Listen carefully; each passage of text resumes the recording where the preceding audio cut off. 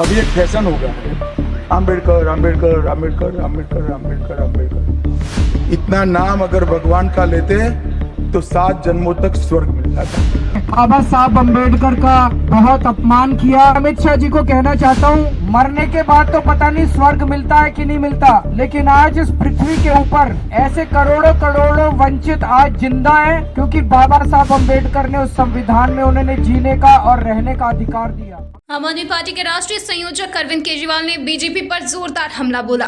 उन्होंने कहा कि केंद्रीय गृह मंत्री अमित शाह ने बाबा साहेब अम्बेडकर का अपमान किया है। केजरीवाल ने कहा कि बाबा साहेब अम्बेडकर करोड़ों वंचित लोगों के लिए भगवान समान हैं। मैं उनकी शिक्षाओं को फॉलो करता हूं और जब भी मुश्किलों का सामना करता हूं तो उनकी लिखी बातें पढ़ता हूं। केजरीवाल ने कहा कि अम्बेडकर का अपमान किसी भी हाल में बर्दाश्त नहीं किया जाएगा। उन्होंने बीजेपी को चुनौती देते हुए कहा कि अगर आपको बाबा साहेब अम्बेडकर के नाम से आपत्ति है तो अपनी सत्ता छोड़ दो।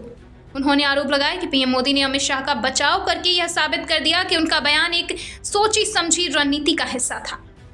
केजरीवाल ने कहा कि बीजेपी का शीर्ष नेतृत्व अम्बेडकर विरोधी मानसिकता का प्रदर्शन कर रहा है।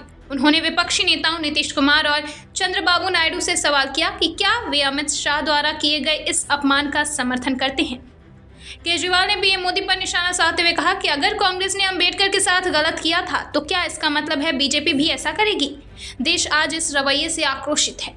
अभी एक फैशन हो गया है, आम्बेडकर आम्बेडकर आम्बेडकर आम्बेडकर आम्बेडकर आम्बेडकर। इतना नाम अगर भगवान का लेते तो 7 जन्मों तक स्वर्ग मिल जाता। कल संसद में देश के गृह मंत्री अमित शाह जी ने बाबा साहब अम्बेडकर का बहुत अपमान किया, उनका एक तरह से मजाक उड़ाया। उन्होंने कहा अम्बेडकर अम्बेडकर अम्बेडकर कहने से कुछ नहीं होगा, इससे अच्छे भगवान का भजन करो तो हो सकता है स्वर्ग मिल जाए। पहली चीज मैं अमित शाह जी को कहना चाहता हूँ, मरने के बाद तो पता नहीं स्वर्ग मिलता है कि नहीं मिलता, लेकिन आज इस पृथ्वी के ऊपर ऐसे करोड़ों करोड़ों वंचित आज जिंदा है, क्योंकि बाबा साहब अम्बेडकर ने उस संविधान में उन्होंने जीने का और रहने का अधिकार दिया। हम देश के कोने कोने में इस संदेश को लेके जाएंगे, इस बात को लेके जाएंगे कि किस तरह से भारतीय जनता पार्टी और किस तरह से उनका शीर्ष नेतृत्व बाबा साहब का अपमान कर